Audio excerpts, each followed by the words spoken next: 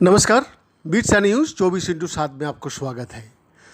जी हाँ, महंगाई के नए आंकड़े आ गए हैं। जून महीने में महंगाई बढ़ने की दर यानी मुद्रास्फीति की दर में मामूली गिरावट दर्ज हुई है।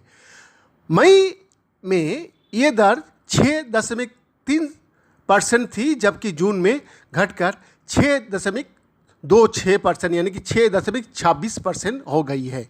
आम आदमी की नज़र से देखेंगे तो ये खोदा पहाड़ निकले चूहिया जैसी बात होगी, लेकिन अर्थनीति के जानकार और रिजर्व बैंक का कामकाज पर नज़र रखने वाले विशेषज्ञ इस आंकड़े से काफ़ी उत्साहित है। इसकी सबसे बड़ी वजह तो ये है कि ज़्यादातर जानकारों को महंगाई में और तेज उछाल की आशंका थी। अलग अलग चैनलों और अखबारों या एजेंसियों के सर्वे में ये आंकड़े 6.5 से लेकर 6.9% तक होने का अनुमान लगाया गए थे। इसलिए ये आंकड़ा इन सब के लिए एक सुखद आश्चर्य की तरह आया है। हालांकि अब भी महंगाई की दर 4 से 6% के बीच नहीं है, यानी रिजर्व बैंक ने महंगाई के लिए जो लक्ष्य रखा हुआ है उस दायरे से ये अब भी ऊपर है।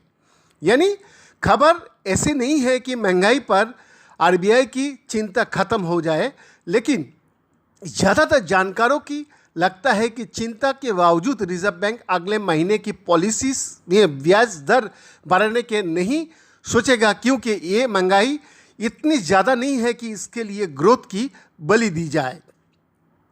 ये तो माइक्रो इकोनॉमी यानी देश की अर्थव्यवस्था की हाल देखने वाले की राय है, मगर हमारी आपकी जेब का हाल देखना हो तो ये जानना जरूरी है कि जहां खुदरा महंगाई का आंकड़ा मई का मुकाबला जून में गिरा है, वही खाद्य पदार्थ की खुदरा महंगाई का आंकड़ा इस महीने में बढ़ा है और ये 5.01% से बढ़कर 5.15% हो गए हैं। ध्यान देने की बात यह है कि जो बढ़ते यहाँ दिखती है वो साल भर पहले को दामों का मुकाबला होती है और पिछले साल मई में खाने पीने के महंगाई 9.2% और जून में करीब 8.9% थी। यानी ये बढ़त पहले से काफ़ी चढ़े हुए भाव की ऊपर है। पिछले साल इसके बाद नवंबर तक ये आंकड़ा 9% से नीचे नहीं आया था, बल्कि सितंबर और अक्टूबर में तो ये 10.68 और 11.07 तक पहुंच चुका था। तो आप जो भी बात होगी इसके ऊपर की ही होगी। खाने पीने की चीज़ों के भीतर देखें तो अनाज की महंगाई में कुछ गिरावट है और सब्जियों की महंगाई दर तो नेगेटिव है, यानी 0 से नीचे 0.7% चली गई है। इसका मतलब हुआ कि सब्जियों का दाम पिछले साल के इसी महीने के मुकाबला कुछ कम हुए।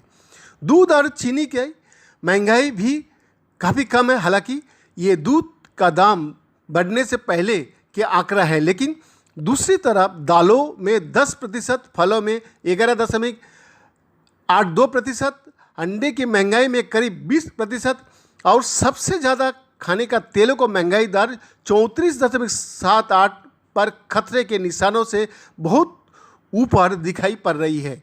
खाने पीने को चीज़ों से बाहर जहां सबसे फिक्र की बात दिखी रही है वो खबर सबको पहले से ही पता था, लेकिन आप उसका असर देखिए। हेल्थ यानी स्वास्थ्य व्यवस्था सुविधा का महंगाई 7.7% पर और ईंधन और बिजली की महंगाई दर 12.68% पर है, जबकि ट्रांसपोर्टेशन और कम्युनिकेशन में आंकड़ा 11.56 पर है। ये दोनों आंकड़े ईंधन और मालगाड़ी की महंगाई बेहद खतरनाक है, क्योंकि यही आगे जाकर करीब करीब हर चीज़ को महंगाई बढ़ाने का काम करती है।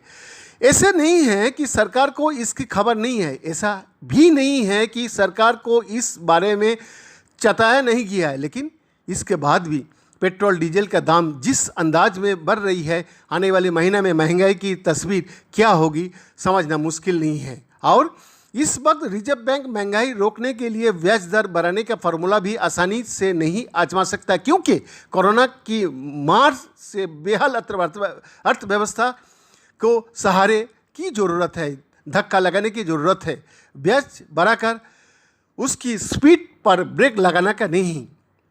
बैद्यनाथ दास का रिपोर्ट, 20 न्यूज़ 24/7।